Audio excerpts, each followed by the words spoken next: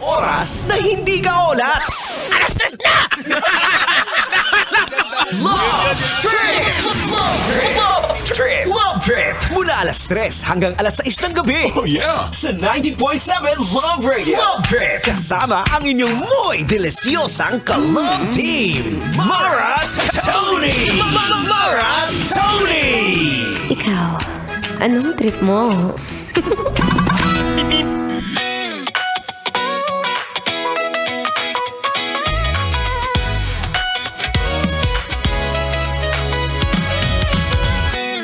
Shout out! Shout out sa iyo na magbabagong buhay na finally!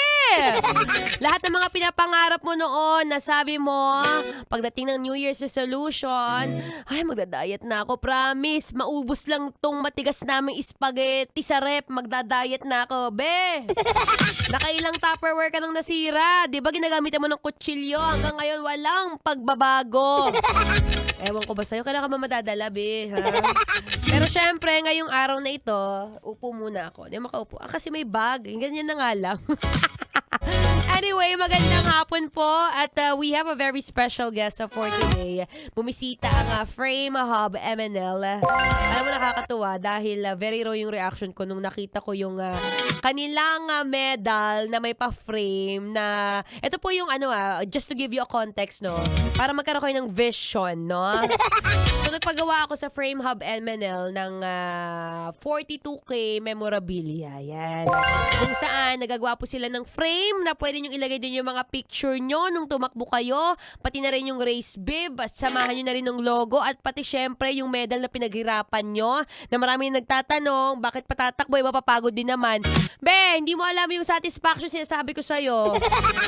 So, sobrang thank you po tayo from Frame Hub MNL for this nice memorabilia. Diba? Yan yung mga bagay na tinitreasure. Kaya going back to our topic kanina, kung gusto mo rin magka-abs, at finally, kung magkakaroon ka man ng abs, ipaprame mo yung picture mo, be. Diba? Picture mo yung sarili mo kasi baka mamaya wala eh. Sayang naman, at least may memorabilia, diba? Ayan, again, once again, thank you so much, Frame Hub MNL. Pwede nyo po silang i-check on their Instagram. It's Frame Hub MNL. Yun nga, sabi ko, diba? Ayan, pwede nyo i-message si Sir Mark para sa... huwag na mag-discount. Bahala na siya. Kayo na bahala doon. Basta alam niyo na yung gagawin niyo. Okay? Anyway, kanina nga if sabi ko nga, kung gusto mong magkaroon ng abs, pinakamahalaga, magbawas ka. Hindi po nagangyayari ang abs overnight sa gym. Hindi po totoo yon, no? Ang abs po is a place wherein pwede kang magpunit. Magpunit ng mga muscles, ganyan. I-workout mo yan, exercise ka ng kaunti.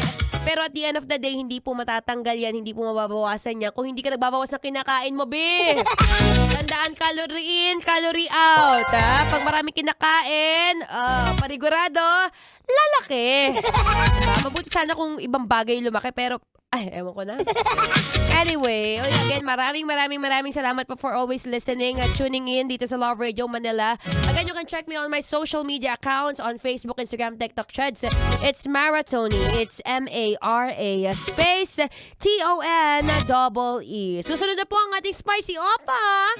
Walang iba kundi si DJ Kim Chino. Dito pa rin sa 90.7 Love Radio. Kailangan pa bang i-memorize yan? Basic. Happy weekend, everyone. Ay, hindi pa. Thursday pa lang pala.